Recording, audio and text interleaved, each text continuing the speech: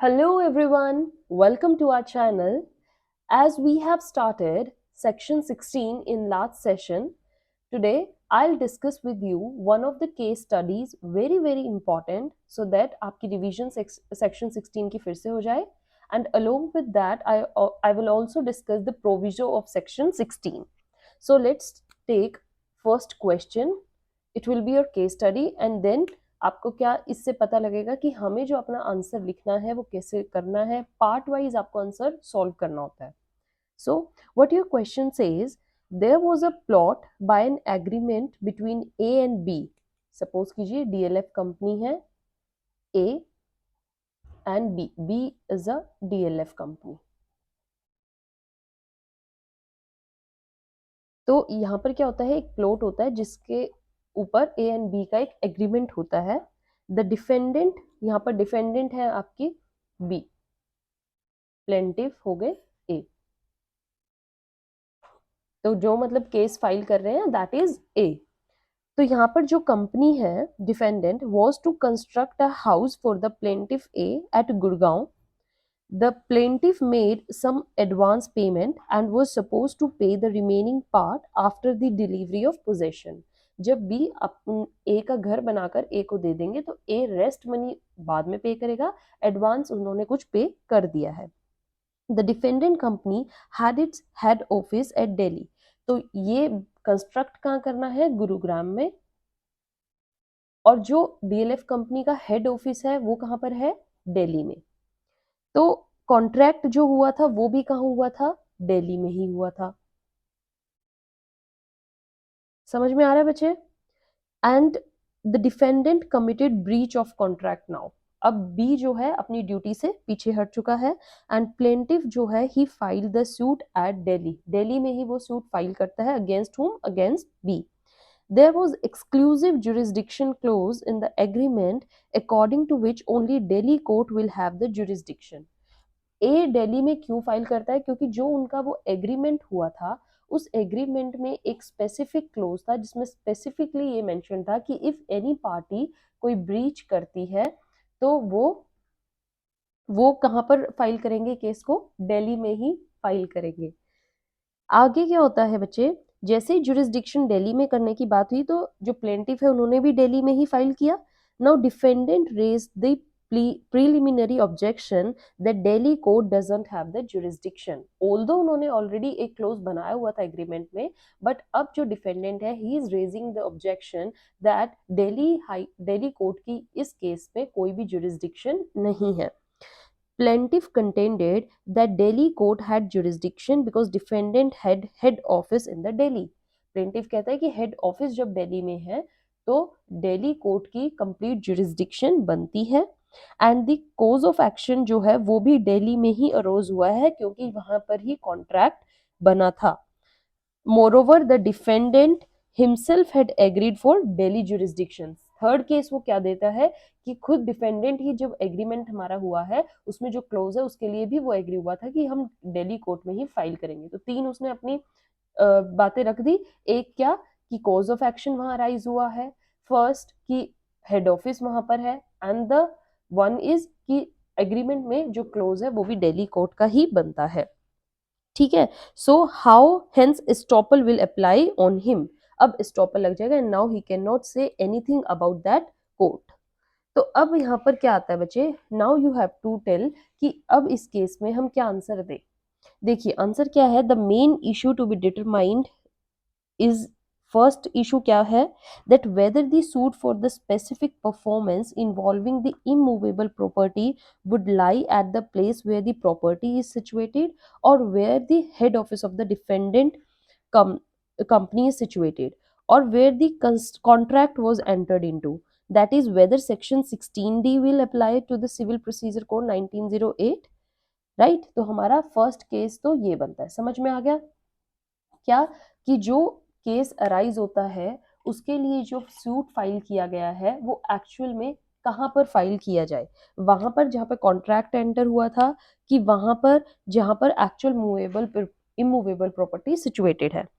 Then second issue क्या rise होता है बच्चे, that is whether the parties bye mutual agreement can confer jurisdiction exclusively upon court और not having jurisdiction. जैसे इस एग्रीमेंट में एक स्पेसिफिक क्लोज इन्होंने बना दिया था किस चीज से रिलेटेड, कि दिल्ली कोर्ट की ही जुरिस्डिक्शन होगी। क्या ऐसा पार्टीज खुद से एक्सक्लूसिवली किसी कोर्ट के लिए जुरिस्डिक्शन बना सकती हैं कि नहीं? देन थर्ड कोज क्या राइज हुआ है इस केस में, that whether the doctrine of estoppel would apply upon issues related to jurisdiction which actually engage in issue of law. क्या यहाँ पर डॉक्ट्रिन ऑफ एस्टॉपल अप्लाई होगा कि नहीं? देन फोर्थ इशू क्या आया, that was section 16D CPC clearly provides that the suit pertaining to any other right upon immovable property would lie in a court within his jurisdiction the property is situated। ठीक है, ये three causes ही है main. अब क्या बात करते हैं बच्चे, जो 16 हमारा क्लोज है, हमने 16D लास्ट सेशन में किया है, तो उसमें क्या बोला गया था कि हमारी जो भी केसेस या suits related to any immovable property होंगे वो वही फाइल होंगे जहां पर वो इमूवेबल प्रॉपर्टी एक्चुअली में सिचुएटेड है। ठीक है, so now unless it is the case of personal obedience. For now proviso wherein the doctrine of equity personam would also apply. So section 16D is a specific provision and section 20 is to be read subject to the section 16.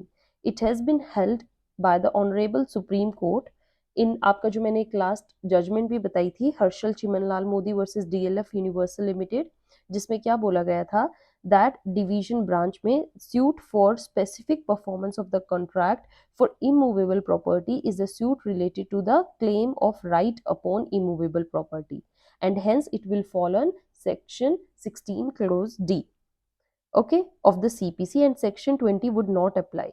It also not a case of personal obedience as the decree cannot be executed by arrest or attachment against the defendant, hence the suit can be filed only at the place where the property is situated। जहां पर property situated है वहीं पर ही suit file होगा। तो इस case की जो बात की गई, जो बी ने पॉइंट उठाया, दैट वाज राइट, कि जो सूट है वो गुरुग्राम में ही फाइल होगा। No doubt that in this present case जो कॉन्ट्रैक्ट था वो दिल्ली में एंटर हुआ था, हेड ऑफिस बेशक दिल्ली में हो, Delhi court still not have any jurisdiction as it is not the case of section 20, because यहाँ पर क्या बात थी, एक स्पेसिफिक कॉन्ट्रैक्ट से रिलेटेड बात थी और वो सेक्शन 16 क्लॉज डी अप्लाई होकर वो केस गुड़गांव में ही चलेगा। ठीक है बच्चे, तो आपको केस स्टडी अच्छे से समझ में आई। नाउ अब आता है सेकंड इशू की बात, फर्स्ट केस की हो गई, सेकंड इशू क्या था, with respect to the second issue हमने क्या पढ़ा कि क्या पार्टीज अपने खुद से एक्सक्लूसिव जुरिस्डिक्शन किसी कोर्ट की लेकर आ सकते हैं। Now where several courts have jurisdiction, the parties जो हैं can by mutual agreement restraint the jurisdiction to any one of those courts, कर सकती हैं। However if they confer jurisdiction upon the court which doesn't have jurisdiction, जिसके jurisdiction बनती ही नहीं है, अगर पार्टीज उसका नाम लिखेंगे तो that close would be void, वो वॉइड हो जाएगा। ठीक है, और वो वॉयलेटिव भी होगा किसके, section 23 of Indian contract act. So as we can say this here, it's a public policy, it would be violative of Indian Contract Act and it would be in restraint of legal proceedings भी। So this party cannot by mutual agreement confer jurisdiction upon the court which actually doesn't have। तो यहाँ पर Delhi court की कोई jurisdiction बनती ही नहीं है, तो वो दिल्ली कोर्ट का जो भी क्लोज होगा वो void होगा as per Indian contract act. तभी भी उनकी पार्टीज ऐसा कोई भी एक्सक्लूसिव जुरिस्डिक्शन नहीं बना सकती जिसमें एक्चुअल जो कोर्ट है उनका जुरिस्डिक्शन ना हो। Then third issue was related to doctrine of estoppel. Estoppel applies against facts. So the rules related to the jurisdiction are legal principles and therefore estoppel will not apply in such cases।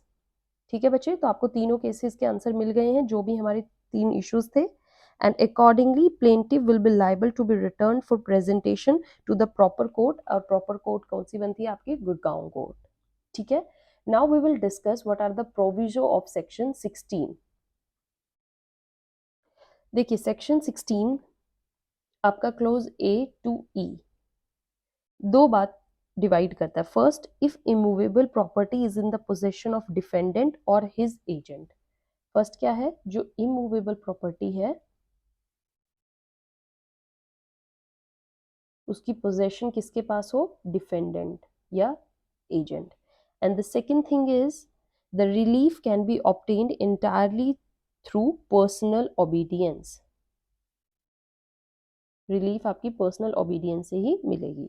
If both these condition fulfil, in that case the suit can be filed where the property is situated or where the defendant resides, works or carries on business.